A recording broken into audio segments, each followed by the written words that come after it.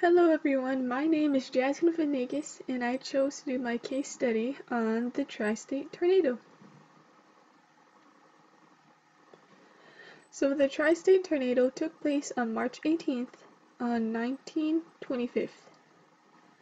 It is known as the most destructive and most long-lasting tornado in history because it lasted for about 3.5 hours. So it's called the Tri-State Tornado because it traveled through different states.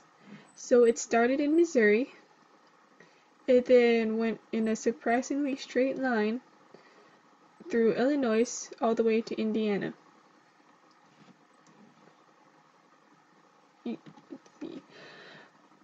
So the general information about tornadoes.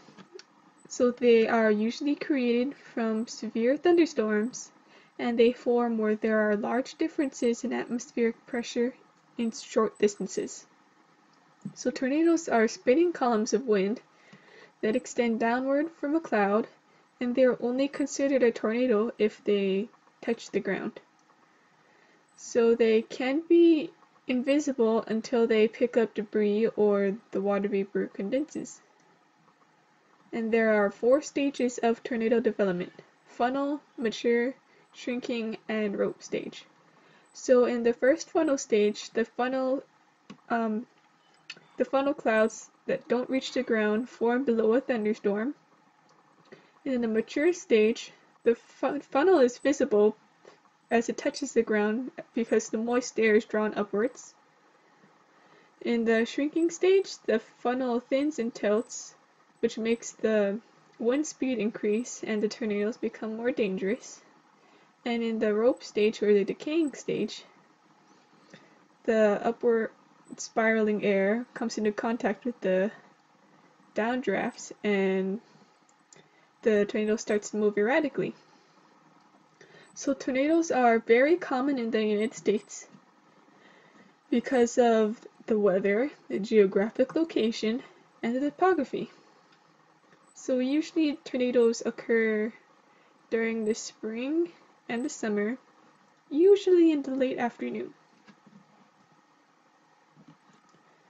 So tornadoes are classified by the most intense damage that they produced.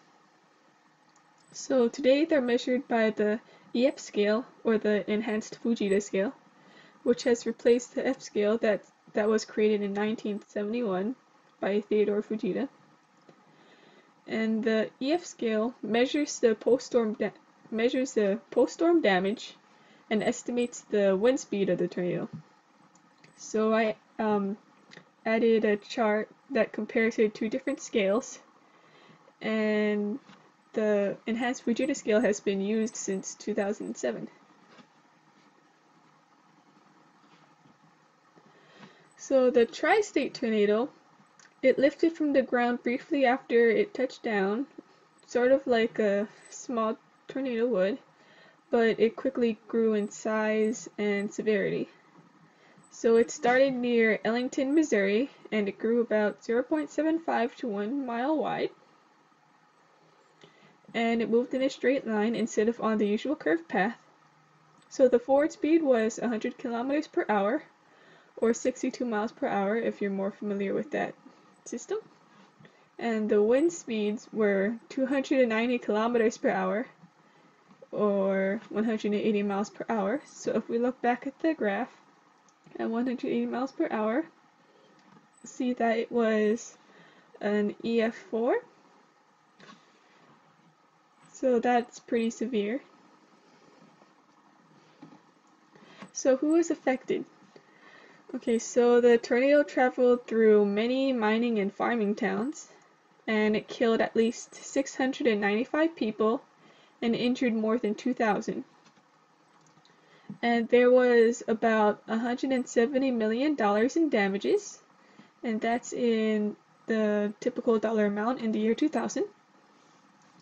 So I added a few examples of some towns that were affected by the tornado.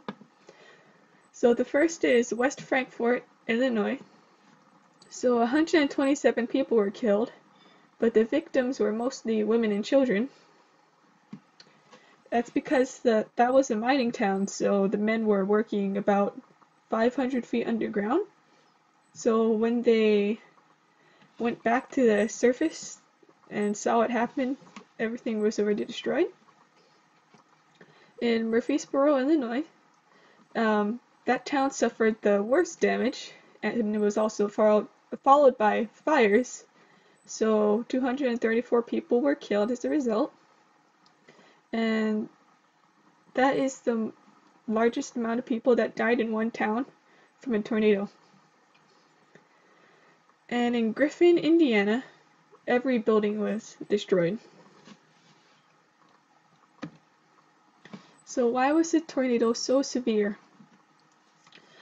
There were no organized tornado warning system, and they didn't have the tools that we have today. And the storm also destroyed the telephone lines, so they couldn't warn the other people ahead of time that it was coming. And the tornado was also very large and powerful. The tornado also picked up a very large amount of debris, and all of that sort of hit the funnel shape of the tornado and made it difficult for people to recognize it, because the only way that people would know that a tornado was coming at that time in 1925 was if they saw it coming. And back then, the houses and the farms were poorly constructed. So another example, they're both located in the same town in Murfreesboro, Illinois. So the top picture is of a school, and when the tornado struck the school, about 17 children were killed, and that was because the brick walls were unreinforced, so they collapsed. And the bottom picture is of a Baptist church, and you can see just how severe the damage was there too.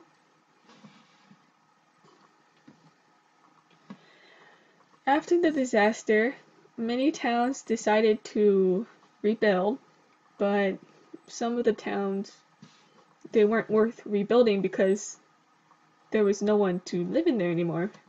And a lot of the people moved away as well.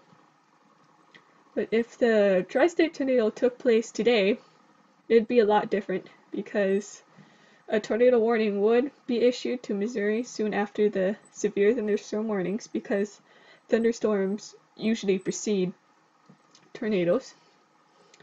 And the public, media, and local emergency managers would receive an advance warning, so they'd be able to pass on the information to the general public, and that would give everyone enough time to evacuate.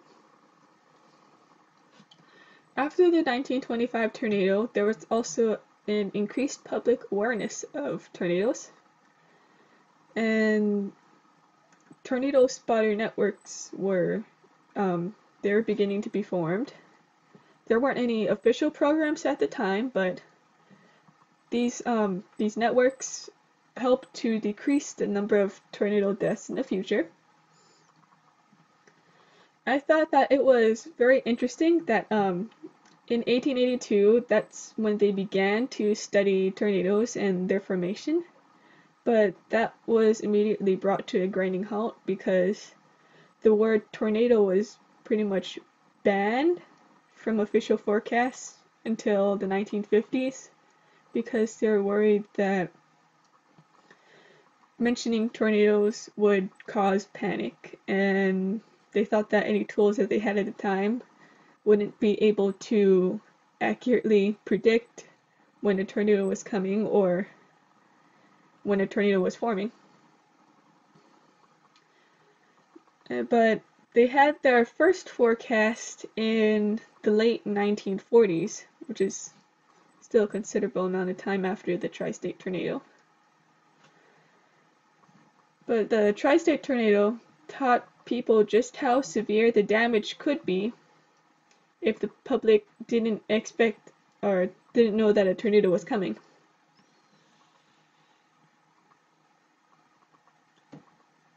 So I also added my sources in case any of you wanted to read more about it. So that's my presentation. Thank you very much.